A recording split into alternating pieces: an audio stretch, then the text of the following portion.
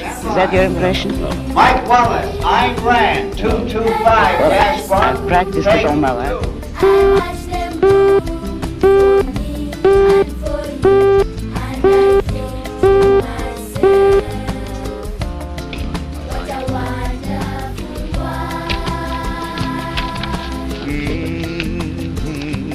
I see skies blue, clouds white, bright blessed days and the dark secret night. This is Mike Wallace with another television portrait from our gallery of colorful people. Throughout the United States, small pockets of intellectuals have become involved in a new and unusual philosophy which would seem to strike at the very roots of our society. The fountainhead of this philosophy is a novelist, Ayn Rand, whose two major works, The Fountainhead and Atlas Shrugged, have been bestsellers. We'll try to find out more about her revolutionary creed and about Miss Rand herself in just a moment. And now to our story. Down through history, various political and philosophical movements have sprung up, and most of them have died. Some, however, like democracy or communism, take hold and affect the entire world. Here in the United States, perhaps the most challenging and unusual new philosophy has been forged by a novelist, Ayn Rand. Miss Rand's point of view is still comparatively unknown in America, but if it ever did take hold, it would revolutionize our lives. And Ayn, to begin with, I wonder if I can ask you to capsulize. I know this is difficult. Can I ask you to capsulize your philosophy? What is Randism? First of all, I do not call it Randism, and I don't like that name. I call it objectivism. All right. Meaning a philosophy based on objective reality. Let me explain it as briefly as I can. First, my philosophy is based on the concept that reality exists as an objective absolute. That man's mind, reason, is his means of perceiving it. And that man needs a rational morality. I am primarily the creator of a new code of morality which has so far been believed impossible, namely a morality not based on faith.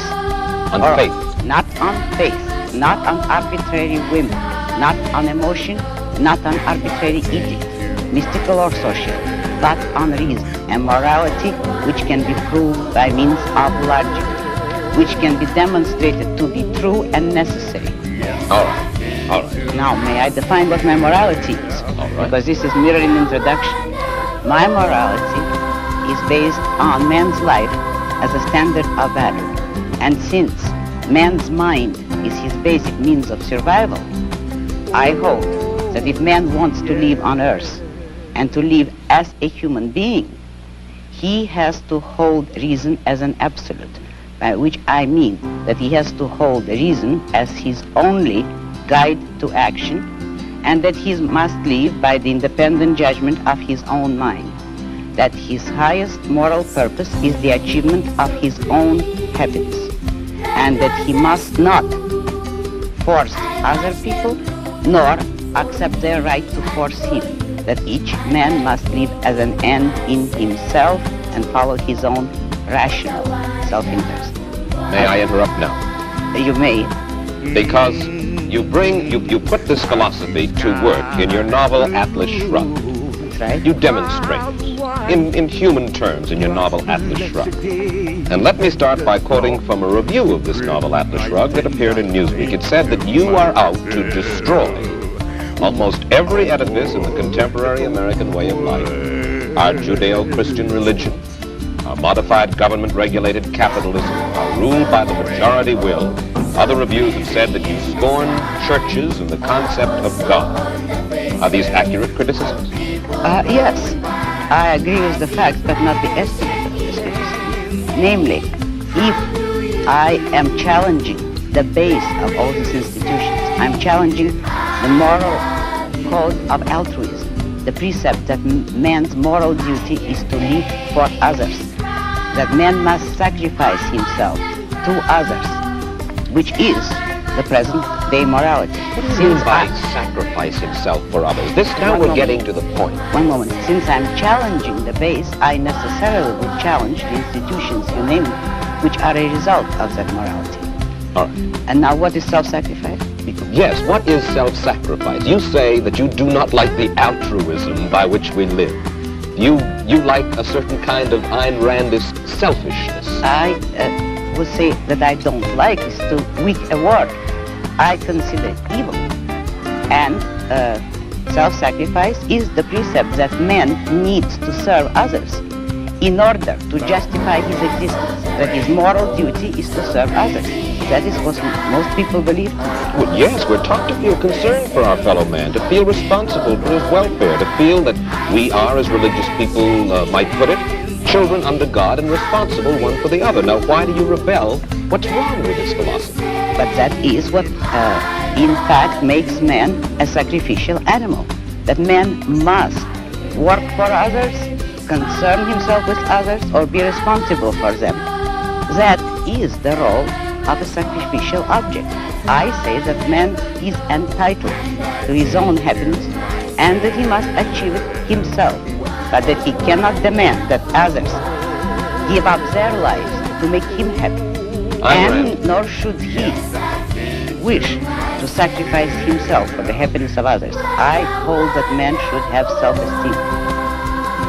Cannot man have self-esteem if he loves his fellow man? What's wrong with loving your fellow man? Christ, every important moral leader in man's history, has taught us that we should love one another. Why then is this kind of love in your mind immoral?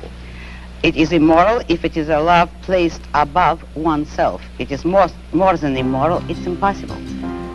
Because when you are asked to love everybody indiscriminately, that is to love people without any standard, to love them regardless of the fact of whether they have any value or virtue, you are asked to love nobody. But in a sense, in your book, you talk about love as if it were a business deal of some kind. Isn't the essence of love that it is above self-interest? Well, let me make it concrete for you. What would it mean to have love above self-interest? It would mean, for instance, that a husband would tell his wife, if he were moral, according to the conventional morality, that I am marrying you just for your own sake. I have no personal interest in it, but I am so unselfish that I am marrying you only for your own good. Well, should husbands and wives Would any tally woman up? like that? Should husbands and wives tally up at the end of the day and say, well, now wait a minute, I love her if she's done enough for me today, or she loves me if I have properly performed my functions? No, you misunderstood me. That is not how love should be treated. I agree with you that it should be treated like a business deal, but every business has to have its own terms and its own kind of currency. And in love, the currency is virtue. You love people not for what you do for them or what they do for you. You love them for the values, the virtues which they have achieved in their own character. You don't love causeless. You don't love everybody indiscriminately. You love only those who deserve it. And then if a man is weak or a woman is weak, then he is beyond love? He certainly does not deserve it. He certainly is beyond. He can always correct. Man has free will.